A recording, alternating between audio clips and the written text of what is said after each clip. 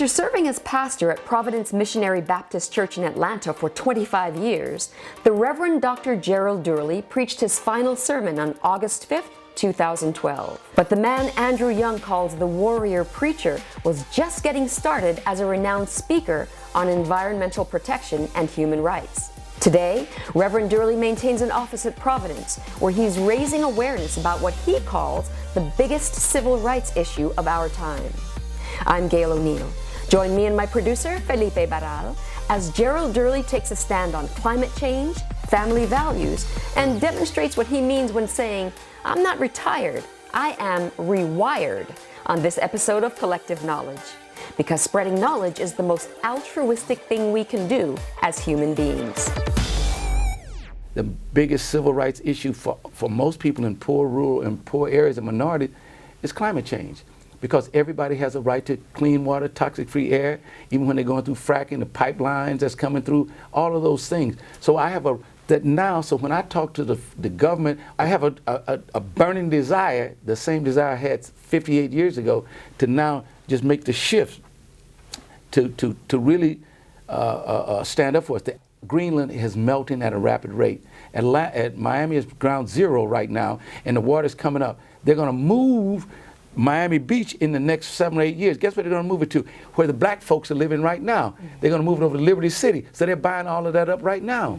So where do we displace those people? That's a civil rights issue predicated around the climate change circumstances that occur. So all of those things are interlocked, and we got to bring a level of the people's awareness to understand that there's nothing that is disconnected. So when we talk about the gay and lesbian community, when we talk about climate change, we talk about civil rights. When we talk about, watch this, regentrification in a city like name a city where they're moving, the whites are moving back in, and one time they moved out and they built shopping centers. Now those shopping centers are dying because they've got everything online. So as the societal and cultural things change, then we, particularly from the faith community, must understand the spirituality, because the body and the mind and the spirit work together. So your spiritual base will help you to understand cultural shifts. I like that. Your spiritual base will help you understand cultural shifts and society nuances, because you know that there is a God. And if you believe that there is a God, when things happen, like and you're going to get to it again, when the Beltline came through, and I was on the original Beltline board, they talked about displacement and all that, and what's going on right now in the Gulch here in the city. A lot of people are fighting the Gulch that the mayor's trying to do. All of these, we've got to have a certain spiritual base to carry us through the unknown. And what carries one through the unknown is one simple word, faith. How long has it been since you have retired from being pastor? I left here in 71. Okay, and you had been here since 1987 to 2000? No, I was here 25 years. You were here for 25 years. And you were known as the warrior preacher. I think Andy labeled me that. I think. Why? Well, I think because I would try to stand up for justice, try to stand up for moral integrity, try to speak up for those that cannot speak, try to stand for those that can't stand, and for those that have forgotten how to pray, how to kneel with them. So when you cover the plethora of emotional activities and emotional instabilities, there are so many oppositions, and when you have an opposition, you have to fight it. And when you fight it, they call you a warrior. Yes. You have many degrees in psychology, a PhD in psychology. In psychology. You've also studied at seminary, pastoring, and so on. Howard University, a Master of Divinity. Who were your role models for service? Why is service so important to you? It obviously was since the time you were quite young. Yeah. I think that there are a plethora of individuals. When I left Denver, Colorado, finished playing high school ball there, and I was recruited to Tennessee State to play. That was 1960, 59 or 60, 60 I think. Recruited to play basketball. I went there for one reason only. I went there to hone up my skills. It was the year of 1960. That's right, because Wilma Rudolph and Ralph Boston, all of them were coming back from the Olympics. I was among all those Olympians. A guy named Cassius Clay fought in those Olympics, and I was among great athletes. But then I got really insulted on my way to Nashville. I had to sit behind a bus white line on a bus, a Greyhound bus, going down to Nashville. I couldn't drink out of a certain water fountain. And I began to say, that's not right. Because I didn't grow up in segregation. I didn't grow up in overt segregation. So you have to explain where you were coming from, where you were going to, and when you had to change your seat on the bus. I grew up around Latinos and Mexicans. We call them Mexicans, picking cotton and cutting grapes and all this in San Joaquin Valley in Bakersfield. I went to junior high school in Bakersfield and went to high school in Sacramento. But in the San Joaquin Valley, we were out there in the fields with all of the migrant workers. We call them migrant workers. And then going to Colorado. So recruiting from Colorado, I'd never really been in the South. But when I got there, I saw certain things and heard certain things, and I began to see fellow students. You say, who were the role models? Other students coming from things say, man, we got to go down here and walk. We got to go down here and stand up for this. My goal was to go play professional basketball. But I think in everyone's life, you move from a narcissistic, selfish point of view to understand that there's something greater than you. And you only begin to live when you begin to learn that there is something more important. When you define your purpose and your purpose puts your vision in perspective, then and only then can you have a reason for living. As they say in French, la raison d'être. You have a reason for surviving. So somewhere along the line, certain kinds of things challenge the very ethos of who I am to make me really look outside of myself. Because I think from when you're an infant, you want your rattler, you want your diaper changed, you're selfish. But then you begin to grow out of that. And that's what socialization moves from socialization to maturation. And maybe at the mature level, they interpret it as a servant leader. And so whether you don't get the accolades, I guess I could have gone into other things and made a lot of money. I never really made any money. Andy never really made any money. Martin certainly didn't make any money. Servants never made any money. And the role model that I see, not only did he not make any money, they hung him on a cross. Yeah, that's right. You know, and they've had one robe. One little dirty robe, and they fought over the little robe. Didn't even have a place to bury him. They found a borrowed grave. And if that's the maximum role model, and he can get up, then I have to get up after every tragedy that I face in day to day. And that's what I think people need to understand about life. That life is simply a long sentence with a lot of commas. Mm-hmm. And it's not a period yet. As long as you're living, the period is not there. You can always just put a comma or a semicolon. And also life is like if you go to the grocery store and your life is going on and they say, oh, I bought some tomato and they this, and they just put it in, and then finally go to subtotal. They haven't hit total yet. Okay. Because you might want to do something else. Right. Or you might have some broccoli. Broccoli. Or you might have some coupons. Right. But it's just only till they hit total, grand total. And right now, all these are we just hitting the cash. Just hitting, yes, right. What you heard? Oh, marriage, shoot. Oh, baby, woo. New car, shoot. House, shoot. Anything else? No, that's it. Subtotal. Yes. It never goes straight to total. Right. While you were a university student, you were right at the cusp of the swinging 60s and counterculture and people doing what they felt like. And yet you despaired because you saw a breakdown in the black family that discouraged you, that broke your heart. I think about this because when Reverend Jasper Williams, when he claimed that black America was losing its soul at Aretha Franklin's funeral this summer, the response was binary and swift. Right. So tell me what your response was. In fact, let's take it. I was not there. I met Aretha. Aretha was 4 months older than me. Yeah, she was born in March, I was born in May. There was a young lady named Carla Thomas. Her daddy did a song called The Dog out of Memphis. So Aretha came up from Memphis to Nashville when she was 18 with Jasper Williams. Wow. Yeah, they were all in Memphis together. She knew Jasper. She knew what Jasper. She deliberately chose Jasper. Now, Jasper speaks like Jasper speaks. Jasper's got some of the largest programs for women in this city, for mothers. He was buying their cars and all. So when he said the soul of America, America's soul has been challenged when my wife cannot drive up to a service station in our own neighborhood after 7 o'clock and being threatened, not by white folks, but by black folks. That's a soul that we've lost. We got to get that soul. He came across that women cannot raise children. He was not saying that. He said it, but what he meant is that a boy needs a man in his life to raise. It does not take away from the women. Women that have raised single mothers, their uncles, their grandfathers, or their brothers was there, whether to take them to a game or something. I have a daughter. I could not have raised my daughter. That does not mean I'm not a good parent, but I had to have a sister or a mother or a grandmother or a cousin to do that. I've never seen an elephant try to teach a turtle how to put his neck in. I've never seen a giraffe try to teach a chicken how to lay an egg. Yeah. A giraffe can teach a giraffe or a chicken. So men have to, when I had the largest fatherhood program in the city right here, I used to have to teach young boys how to tie a tie because they were not there. That does not take away from the feminine and the motherly aspect. And that's what Jasper was saying, and the soul of people. And he did not, and when he said that Black Lives Matter only matter when certain things happen. He said they have to matter to us before they will matter to everyone else. See, we should not get all excited when one white man kills one black man in a city and we tear up our neighborhood. We need to be incensed anytime that there's an atrocity occurred, a black boy shoots another black boy, or whatever it might be. That's when we really know it matters, not just because of the injustices. We've lived with injustices. So when he said those three primary things, and I saw how swift it was, I said, that's where he felt. And then I went to his church that Sunday. I was just sitting in the back, because when a bad policeman shoots somebody and he's bad, and the policeman gets killed, thousands of policemen are out there in the blue. They call them the blue wave, or certain things. But when a pastor, when a preacher says something from his or her heart that they felt that God has laid on them to speak from a prophetic point of view, not a prophet, but a prophetic point of view, it's amazing how we tend to shy away. Mm-hmm. We throw them under the bus. And I think all of us at one time or another, we've gone through something, and you need somebody to say, it's all right. You had to say what was on your heart. It might have been misinterpreted. It might have been misunderstood. It might have come across wrong, but you did.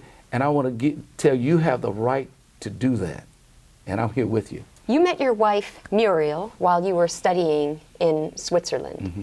And in the interim, you have received too many awards to count, both for your work in the clergy and in civil and human rights and environmentalism as well.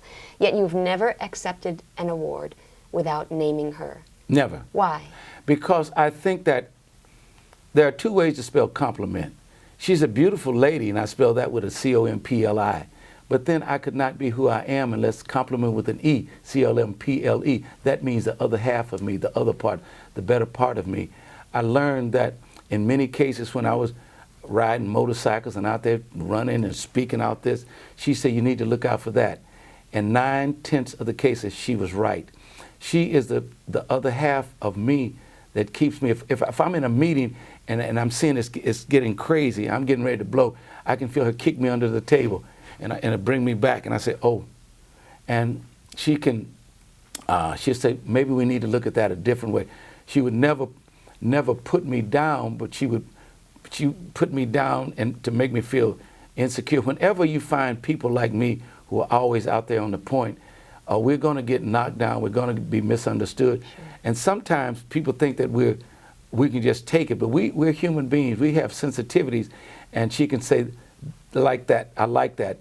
And one of the best lessons when I first started preaching at Providence when we were over in University John Hope Holmes, I butchered a sermon. I knew I had butchered the sermon. I had butchered the congregation. I had butchered my mind. And I got in the car, and I needed her to say, you did great. I needed that. And I said, well, what did you think of the service today? She said, I thought the choir was great.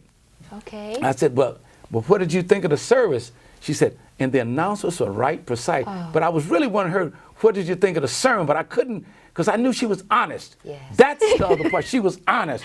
And I said, well, what did you think of the overall service? She said, well, I think it went well today. I said, then I got my courage. I said, what did you think of the sermon? Here's how she answered. This is what keeps us. She said, I have seen you do a whole lot better than today. Wow. So she delivered the truth? Truth. But she also complimented you. Yes. I've seen you do a lot better than this. I've seen you at the mountaintop. Today you were in the molehill, honey. She didn't even say I was down there. I know. She just said, that's what she was really saying. She said it, but she didn't say it. But people like her, I got, and when we got to the house, I didn't want to even open the door to the car. Because but a little while later, I said, she was right. Yes. She was right. So you were able to come back. So that's why, any time I could never receive any of these accolades. You see, even when we go to the White House or whatever, she's always there. And even now, one of the toughest periods today, and what she's going through, she hadn't walked in 12 months because of the side effect of a cancer drug. And so now, for me, by all rights, I should be the one, all the fast as I move, the one that be hurting a heart attack or high blood pressure. But she's going through chronic lymphatic leukemia right now. But she is giving all of us courage and strength to continue on. She's right now. So it's that complementing effect that I think keeps a marriage together. And I tell young people all the time, the secret to staying married is just about all divorces or separation predicated upon the inability to communicate. And communication is predicated upon three primary principles. Do we understand each other? Do we respect each other? And do we trust each other? Where there's no respect, trust, nor understanding, there's no communication, and you're just buddies. You don't have a relationship. Right. Wow. Not only did you pastor for most of your life, but upon retirement, you said, when you are committed to a cause, you don't retire, you just refocus. Well, now, yeah, that's true. But what I say, where I am now, I'm in rewirement. I'm rewired now. I'm not retired. So I said, no, get it straight. I'm rewired. I'm in rewirement. You can go through all your life. You can be a soccer player, silly. You can be a soccer player. You can be all these things. These lines are coming into your life. All of your background, all these things have come up to you. And then you stop and you pull all those together. You're rewiring them. It's rewired to go down another thing. So I'm rewired now in climate change, but I could not have gotten to that unless I've gone through all the other things. So I'm not retired, which means I lay back. I'm rewired to go ahead and shoot some electricity in another vein. And who brought you into climate change? Jane Fonda. Tell me about it. She came here to Atlanta and was starting a program called GCAP. And GCAP she wanted to help young black girls change their teenage pregnancy habits. And, to eradicate them. Yeah, and so a large group of white evangelicals was talking to her thinking she was going to talk about abortion and pills and all that. And so she took me to a meeting. I'll never forget the meeting. They were all sitting there, and Jane Fonda and me, and they thought I was her bodyguard, I guess. And but I just, here comes Big Jim. Don't sit. And I'm sitting there. So they said, well, do you have anything to say? I said, well, I could make. They said, do you have a PowerPoint when you address a group, 50 of them, with a PowerPoint? So I said, yeah, I have a PowerPoint. Well, give it to her and they'll plug it in for you. I said, well, you don't have to plug my PowerPoint in. They said, you don't? They said, well, where's your PowerPoint? I said, I'm pointing to my power right now. That's my PowerPoint. My PowerPoint will not go out when the lights go down. My PowerPoint is strong. And I'm here as a person of power with this lady here. She said, I want to introduce you to my husband. His name was Ted Turner. Ted Turner and Laura and all this. And then Sally Bingham with Interfaith Power and Light came to them, and kind of the rest. Next thing I knew, I'm on the Water Keepers Board with Bobby Kennedy because fighting for those hog waste over there in North Carolina. And so it wasn't planned. If you had said that I was doing this at that time, no. And I think when you're in rewirement, and even pre-rewirement days, people ought to open up to what God has in store for them. And if there's a certain degree of integrity and transparency and honesty, I think the energy will come there. And I come to help you. And I think, too, once we reach a certain economic level, educational level, professional level of security, I don't know why we lose what we initially started with. And that, when we were children, was a sense of humor. When I think about Joe Lowry, who's 97, he's got a great sense of humor. C.T. Vivian, sense of humor. Martin Luther King, sense of humor. To find that sometimes it gets so sad you've got to laugh at yourself. So I think that with all that one gets, understand that sometimes when you laugh, the peristaltic motions in your stomach moves, and there's a certain enzyme that allows you to relax and understand that it's not the end of the world. It's only a comma in the sentence of life. That's right. It's that subtotal you talked about. That's subtotal. Yeah. And so I think in all of this, and I was not being facetious, if I took all these awards here, the ones at home and wherever they are, and went to Dunkin' Donut, I'd say I like a dozen donuts, and I'd like to turn in these awards here from the city and from the governor and from the Senate. They say, oh, sure, give it to. Now, do you have $2.30? I got it. Yeah. But I have to bring up the next award, which is coming in December, and Okay. when you receive that, it will mean that you have something in common, something else in common with President Clinton, Dr. Jane Goodall, and who's another luminary? I think the Prince of Wales. The Prince of Wales. Thank you. You pressed it. You knew where I was going. Tell me about that award. I'm in awe. I'm really in awe about that because I don't know why. I'm not being superficially humble either. I don't know why, because all I've done, hey, all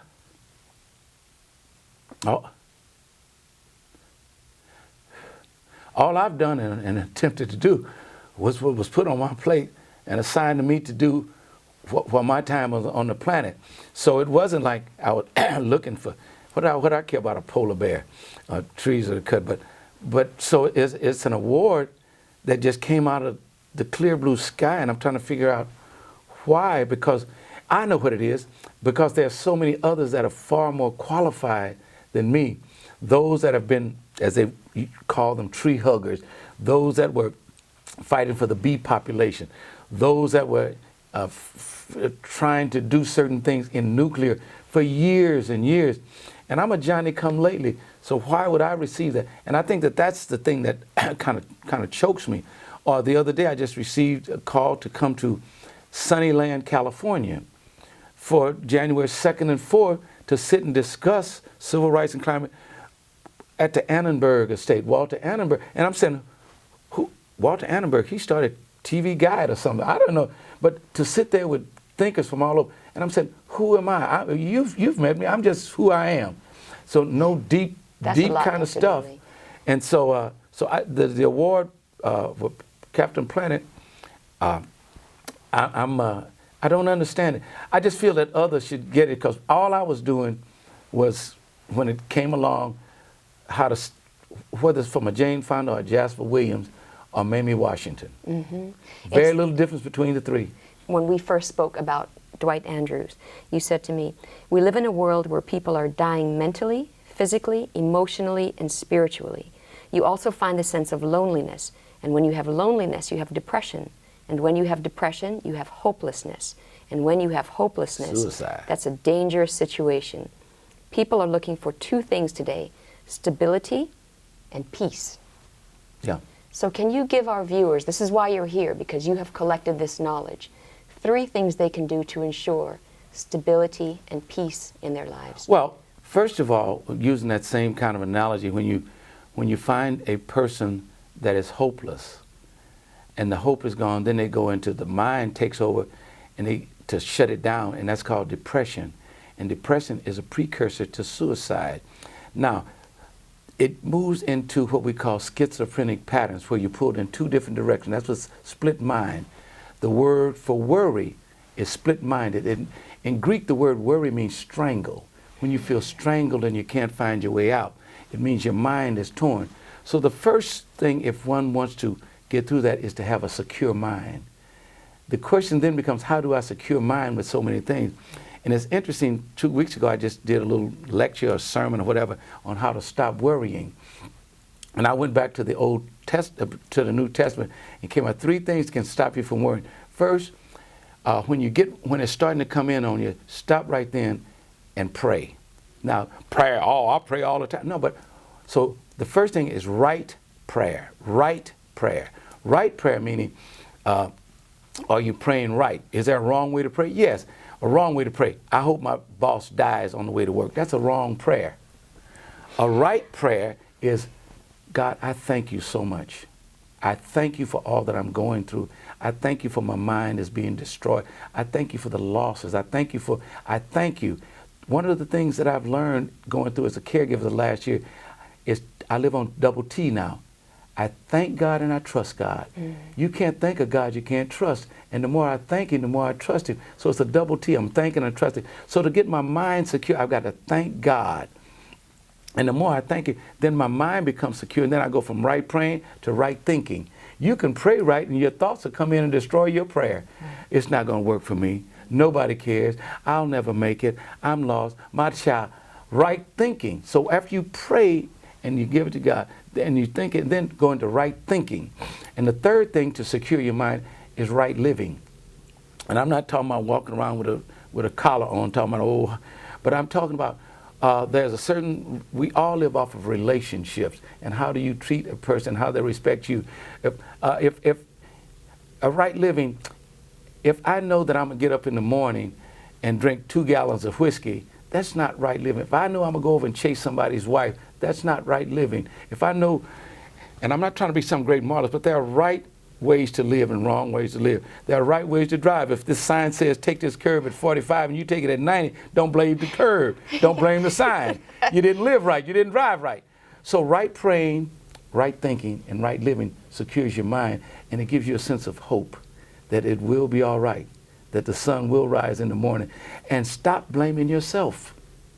Why does beauty matter? Beauty matters because beauty, I think, is peace, it's serenity. It gives you a certain sense of personal inner consciousness, and that's beautiful. When you can reach, and I'm sure you didn't ask the question about physical beauty. No, there's a certain beauty when you meet a person and they smile, and they say good morning. There's a certain connectedness that we need in that relationship, and that's beautiful. You can't define it. Sometimes you meet somebody and you just say, you know, I like that person. And it might have been at the Wendy's you met them, and they might have given you a napkin, but there's thank you so much. You take, and I guess the best way to summarize it, and I think Felipe agreed with me, is that your smile is disarming. There's a certain sense of assuredness and a certain sense of beauty that radiates. And something Are we talking about me? Yeah. Oh, thank you. And when it radiates, and I use the term, got it. Beauty is disarming. It disarms one without malice or anger or trying to get something from someone. It's disarming when they'll say, wow, thank you. And that's beautiful. That's disarming. It's not manipulative. Beauty is not manipulative. Beauty is. I think that's probably the best answer I have received to that question so far. And when you say things like, or that was good, it makes me wonder, how many times a day do you have those kind of revelations where you surprise yourself? All day long. Yeah.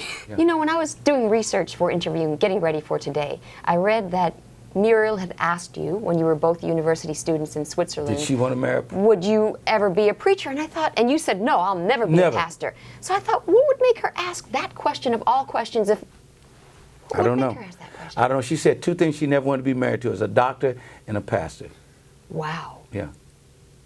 But when I came to Providence, I was 45 years old. So you were constantly been rewiring yourself. See, when I first came, I was at Ebenezer for 5 years. Mm-hmm. You know what I think your next career is going to be? What? I think I'd like to see you on stage. You're very dramatic. I'm gonna tell you who wants me to go on stage. Pat Williams. I was at Pat's house. I'll show you. It's in my phone now. I was with the governor of Montana 3 days ago at Pat Williams. Now Pat Williams is married to Rutherford Seidel's father. She is over TED Talks for Women. Pat Williams. Okay. Yes. She was with with TED and all that. She was vice president of CNN. So she's trying to get me to do a TED Talk. But the reason I can't do a TED Talk, and for years, she was there when I was remarried. A TED Talk, to do a TED Talk, I don't know if you're familiar with them. Of course I am. TED Talks, you got to memorize every word, and say, I couldn't memorize 3 sentences.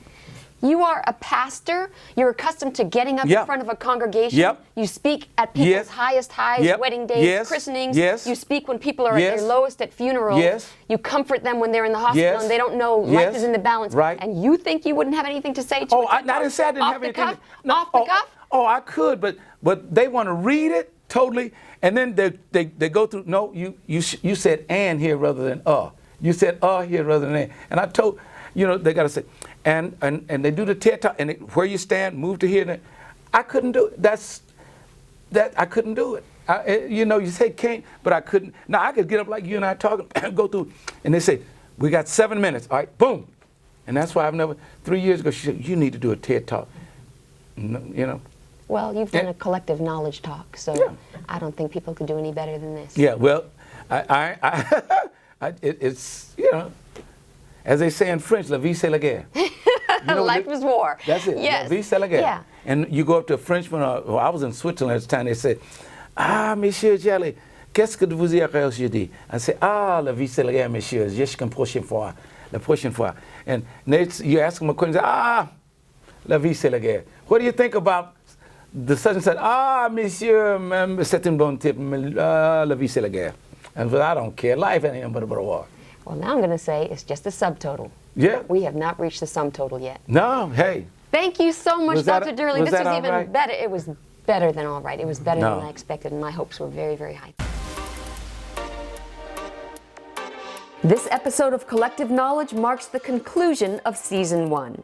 You can access our show archive at Thea Network to catch up on anything you may have missed or to revisit a favorite guest. Don't forget to share this episode, like us, or send us a comment. You can follow us on Instagram, Twitter, or Facebook, and please subscribe to our channel on YouTube. Thank you for being part of our growing collective knowledge community. Stay tuned for Season 2 this fall, and in the meantime, keep an eye out for bloopers and extra features as Felipe and I look back on Season 1.